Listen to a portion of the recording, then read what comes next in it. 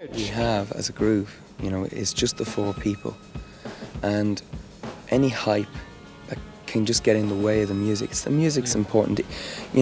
This interview, we want to do this interview because we felt we haven't been here before, that people don't know us, and we're scared about the interviews that they've heard or the impression they may have of us.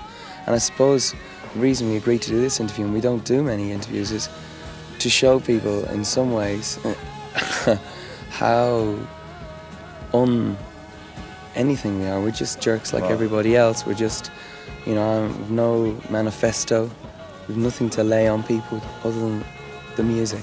That's what it's all about. That speaks better than, words and language is so inadequate, to express some things. I think music is far better suited, especially when it comes to emotions and feelings. You can't articulate them. You can't really communicate them verbally. But I think through music, it is possible sometimes to express the inexpressible. To actually, people can see what you're trying to say without having to express it in words.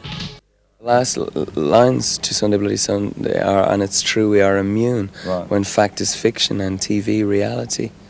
And today the millions cry, we eat and drink while tomorrow they die. I was trying to make the point, maybe it's oversimplification, but while we're fighting over territorial borders, while we're fighting over religion, there's other people out there that there's no food in their bellies. This is the real battle. Forget about this. This is probably getting, See, we don't talk about this very often, by the way. Well, must be the hat. Hats have a real funny effect on me. I'm a man who appreciates a hat.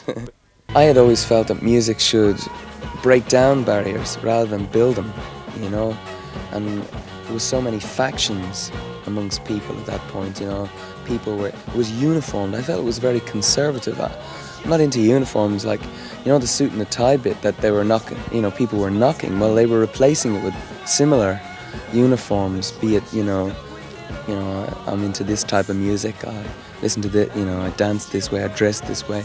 I forget that, Our music's about the individual. Becoming successful in Dublin, we had something really unique. It wasn't a rehash of half a dozen other major acts that were going around at that stage. It was something that nobody had heard before. So when Island Records came to Dublin to see us, that's the thing that really blew them away, was that there was this band and they didn't sound like anyone else. Right. Yeah, people shouldn't try and copy us. Sometimes people come up and say, yeah, we've learned to play some of your songs, Bono.